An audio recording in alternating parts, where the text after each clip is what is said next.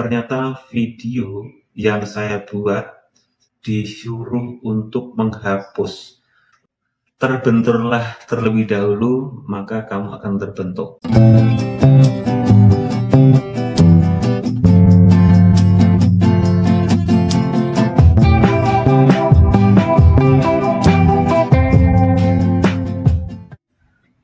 Oke teman-teman, di video kali ini sedikit berbeda teman-teman. Malam ini tuh malam tanggal 1 Desember, saya membuat sebuah story WA untuk silakan teman-teman untuk bertanya di story WA saya tadi. Yang intinya pertanyaan teman-teman akan saya jawab di video. Ada 8 penanya, tapi ada 10 pertanyaan karena yang satu orang tadi, yang 2 orang itu bertanya 2 poin. Tapi nanti akan saya di sini ya, akan saya tambahkan di sini pertanyaannya. Dan ada yang pertanyaan itu mudah, ada yang pertanyaan itu cukup berat. Tapi karena saya sudah janji untuk membuat video, menjawab pertanyaan menggunakan video, maka akan saya tepatin janji saya. Walaupun saya juga tidak tahu nih jawaban yang benar apa, tapi ingin saya coba menjawab. Mudah-mudahan ini juga menjadi pengalaman teman-teman. Pertanyaan ini ya teman-teman, ini ada 1, 2, 3 teman, udah saya screenshot semua. Ini udah satu pertanyaannya. Kalau WA-nya tidak usah spill karena nanti takutnya ada namanya di situ. Ya, pertanyaan sudah kelihatan nggak nih? Ya, udah saya screenshot. Ada 1, 2, 3, 4, 5, 6, 7. 1, 2, 3, 4, 5, 6, 7. Ternyata ada 7 pertanyaan dan ada yang double, berarti ada 9 pertanyaan. Saya jawab yang ringan-ringan terlebih dahulu ya teman-teman. Jadi mohon maaf ya kalau pertanyaan itu ada yang bahasa Jawa, ada yang bahasa Indonesia, nanti akan saya translate ya. Pertanyaan adalah ini, gawe YouTube kapan, caranya piye, mbok warai aku. Intinya pertanyaan adalah membuat channel YouTube itu seperti apa, caranya bagaimana, dan dia minta diajarin. Sebenarnya untuk membuat channel YouTube itu tidak usah belajar. Semua orang yang punya mungkin HP Android ya, atau mungkin ya HP Android, pasti itu punya akun Gmail atau mungkin akun Google. Pasti punya akun Google. Nah, di situ YouTube itu kan ada di dalam akun Google tersebut. Sudah ada satu menu di Google itu adalah YouTube. Maka teman-teman caranya di setiap nih gambar seperti ini kan tinggal di teman-teman nanti tinggal membuat channel YouTube, kemudian dikasih nama, kemudian nanti ada persyaratan mengupload 1 atau 2 video. Nanti dicoba ikutin saja. Intinya teman-teman untuk membuat akun YouTube itu sangat mudah. Sudah ada layanannya di Google ya, sudah ada di layanan di Google-nya. Tinggal melakukan shoot video aja, entah video apapun itu divideokan, kemudian diupload ke YouTube. Sebelum mengupload teman-teman dikasih judulnya apa, deskripsinya apa, dan sebagainya. Itu di situ sudah ada ketentuan semua, teman-teman ikutin saja, tinggal diupload. Pertama kali saya membuat YouTube itu sebenarnya di tahun 2019, zamannya Corona. Zamannya Corona itu kan kebetulan waktu itu saya kuliah, dan waktu itu juga hampir 1 tahun ya, hampir 1 tahun kalau nggak salah, 1 tahun lama 2 tahun ya, itu kita tidak bekerja ke kantor atau mungkin ke tempat kerja, tapi kita bekerja di rumah, atau mungkin banyak di rumahnya. Iseng saja saya membuat video-video dan saya upload ke YouTube. Dan apakah waktu itu saya mendapatkan hasil? Tidak. Apakah saya mendapatkan jumlah view atau mungkin subscriber? Itu tidak, karena video-video yang saya buat itu secara random juga. Ada yang video membuat teh, atau mungkin video membuat susu jahe, ada yang video berjemur dan sebagainya, itu saya videoin dan ternyata tidak ada yang menonton. Subscriber paling dapat 10, paling banyak itu 20, itu selama setahun. Tapi karena saya itu waktu itu juga kuliah, ada tugas-tugas yang harus diupload ke YouTube. Otomatis ketika saya mengerjakan tugas seperti membuat video pembelajaran, itu kan harus diupload ke YouTube. Akun YouTube yang saya buat pada waktu zamannya Corona itu itu saya pergunakan untuk tempat untuk mengupload tugas-tugas saya. Selama 1 bulan 2 bulan ternyata yang nonton itu banyak, tapi saya kan tidak punya konten atau mungkin tidak punya ide untuk membuat konten selanjutnya.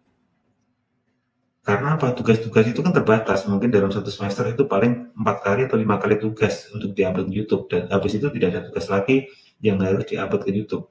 Akhirnya saya isi dengan konten-konten atau mungkin video-video yang random, dan salah satunya adalah waktu itu saya membuat konten yaitu cara menggunakan aplikasi untuk membuat video pembelajaran yang berbasisnya animasi. Sebenarnya aplikasi itu berbayar, tidak usah disebutkan aplikasinya, tapi saya punya tip dan triknya atau mungkin bahasa IT-nya itu crack ya, itu saya punya cracknya dan saya buat agar itu tidak berbayar. Di dalam video animasi yang kita buat itu nanti tidak ada watermarknya. Dan caranya itu saya buat dan saya upload ke YouTube. Dalam satu tahun perjalanan setelah saya mengupload video itu, yang nonton atau mungkin view itu banyak sekali. Kemudian saya putuskan untuk membuat video-video yang seperti itu, seperti mungkin cara membuat transisi atau mungkin green screen waktu itu ya, green screen dan sebagainya. Karena waktu itu memang lagi booming untuk pembelajaran dari rumah kan, saya buat video-video seperti itu. Tapi di tahun 2021 akhir kalau salah itu, ternyata video yang saya buat tutorial menginstal aplikasi yang berbayar tadi itu kena teguran dari YouTube karena disuruh untuk menghapus. Waktu itu saya tidak membuka email, ternyata ada peringatan selama 1 minggu video ini harus dihapus. Ternyata saya tidak membuka email dan akhirnya YouTube saya di take down dan saya 3 bulan tidak boleh membuat, mengupload dan sebagainya. Di take down, video saya tidak bisa digunakan. Kemudian saya membuat akun lagi, membuat YouTube lagi, bukan seperti itu tapi yang lain. Masih ada. Singkatnya adalah membuat akun YouTube itu memerlukan waktu yang cukup panjang, tidak instan. Kita mau video apa nih? Oke, teman-teman, untuk pertanyaan yang kedua ya, ini baru pertanyaan kedua, ternyata sudah berapa menit nih? Sudah 10 menit sendiri, ternyata baru 1 pertanyaan ya. Untuk pertanyaan kedua itu juga masih sama sebenarnya. Sinau YouTube dari mana bro? Kok iso alatnya apa wae? Yang bertanya ini tetangga saya di kampung sana ya teman-teman. Awalnya itu memang hanya untuk tempat untuk tugas kuliah awalnya. Nah, tapi keterusan dan sampai sekarang. Alatnya apa? Alatnya yang utama memang cuma HP. Alatnya itu cuma HP, shoot aja, kemudian nanti diupload. Apakah harus pakai alat-alat seperti ini? Tidak, itu tergantung jenis kontennya. Tidak ya. Kemudian pertanyaan selanjutnya, pertanyaan yang ketiga, Pak, kapan wisuda? Yang tanya nanti orang Palembang dan kebetulan kemarin dia baru wisuda. Itu satu angkatan dengan saya. Seharusnya saya wisuda itu di November tanggal 27 kemarin, tapi karena di UT Jakarta itu sistem wisudanya itu kan melalui 3 tahap ya, Yang pertama itu memang seleksi dari nilai kita dan saya sudah masuk. Kemudian syarat yang kedua adalah kita mengupload persyaratan dan saya juga sudah mengupload. Nah, persyaratan yang ketiga dari jumlah yang lolos tadi, kebetulan itu yang lolos itu sekitar 2.700 yang lolos, cuma diambil 450 yang wisuda di tanggal 27. Sebenarnya kalau misalnya saya tidak telat untuk melakukan registrasi, itu sebenarnya bisa wisuda di tanggal 27 kemarin. Karena pada waktu share linknya itu dari kampus, itu HP saya dipergunakan untuk shoot video waktu itu saya tugas di luar. Saya terlambat 30 menit untuk membuka WA itu dan baru saya klik. Ketika saya klik dan saya mengisi pendaftaran tersebut, itu ternyata sudah penuh. tidak bisa mengikuti wisuda di periode pertama di bulan November ini. Dan saya akan mengikuti wisuda itu di bulan Februari besok, Februari.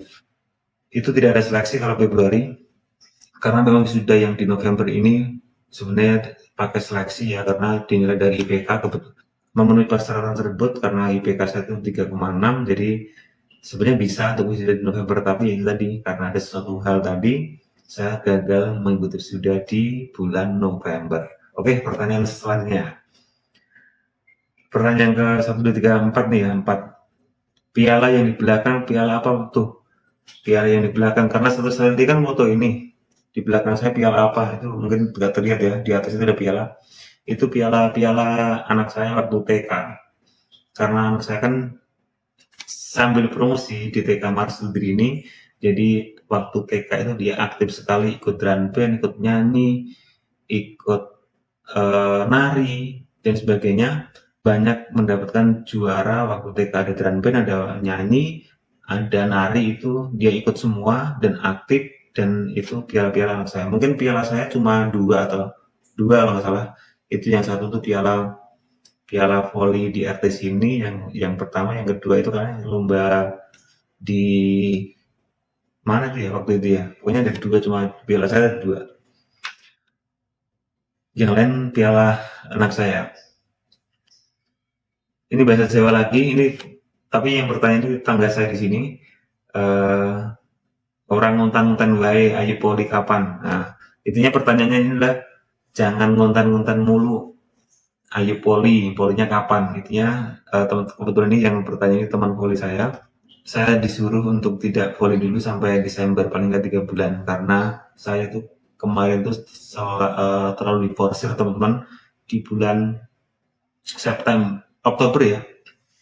Oktober itu hampir 1 bulan tuh full saya tuh turnamen dan antar PGRI mewakili Kecamatan Rawalumbu, dan setelah itu ternyata saya mengalami cedera pinggang. Dan pertanyaan yang terakhir, ini pertanyaan yang cukup berat, karena apa saya taruh terakhir ya. Ini ada 2 pertanyaan sekaligus. Ini pertanyaannya dari, nggak saya sebutkan ya, pertanyaan cukup berat sebenarnya. Bagaimana cara memperkuat mental untuk menghadapi hidup, Mas? Kalau saya seorang psikologi, tentunya mungkin jawabannya itu adalah mudah ya teman-teman. Untuk menghadapi mental itu pasti ada strategi-strategi. Ilmu psikologi pasti ada ilmunya, ada tipsnya, ada triknya, ada sarannya, ada langkah-langkah yang diterapkan.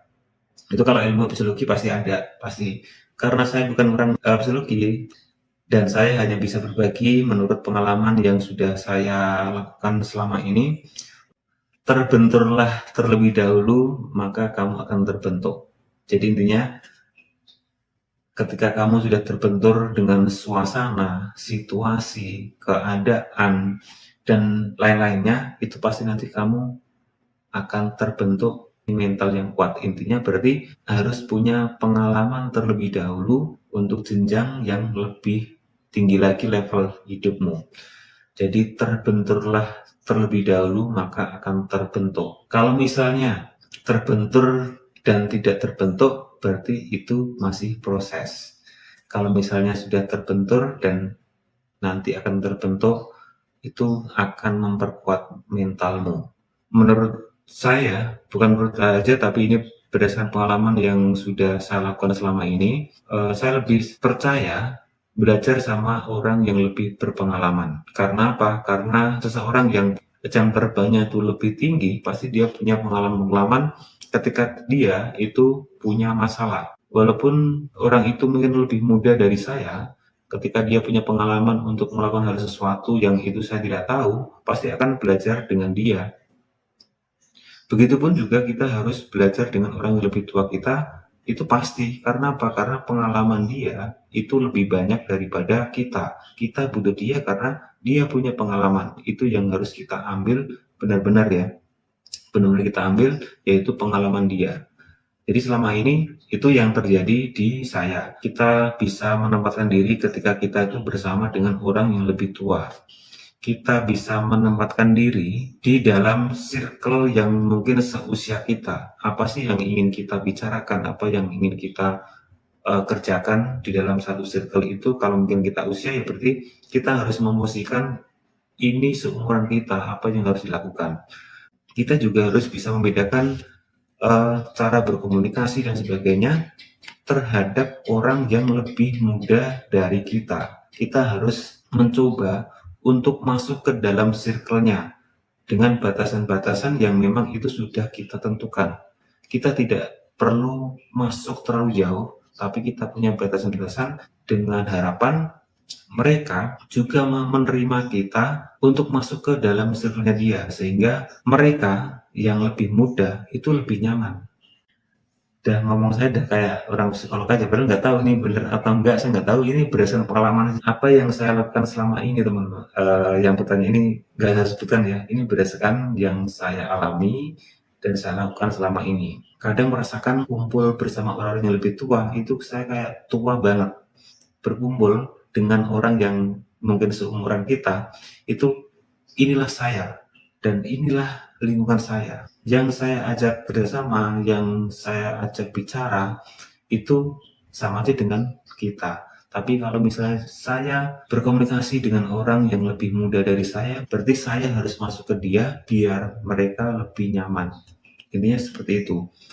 Tidak bisa mentang-mentang saya lebih tua terus seenaknya ke yang lebih muda, itu tidak bisa. Kita harus bisa memposisikan diri, kita harus masuk ke circle-nya dia dulu.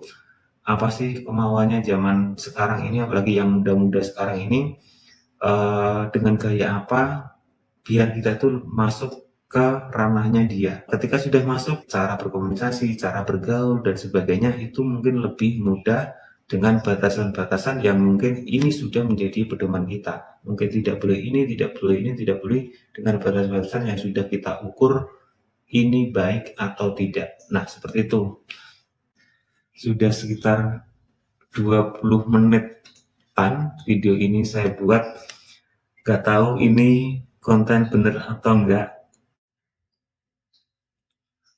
Nah, teman-teman kerja saya itu lebih tua dari saya, otomatis punya pengalaman yang lebih banyak dari saya. Itu menjadi nilai plus saya. Kenapa? Karena kita itu harus belajar dari orang yang lebih pengalaman. Tidak hanya belajar dari orang yang pintar, tapi kita belajar dari orang yang lebih pengalaman. Orang pintar pun kalau dia tidak punya pengalaman, tentunya tidak bisa kita jadikan pedoman untuk bekal kita.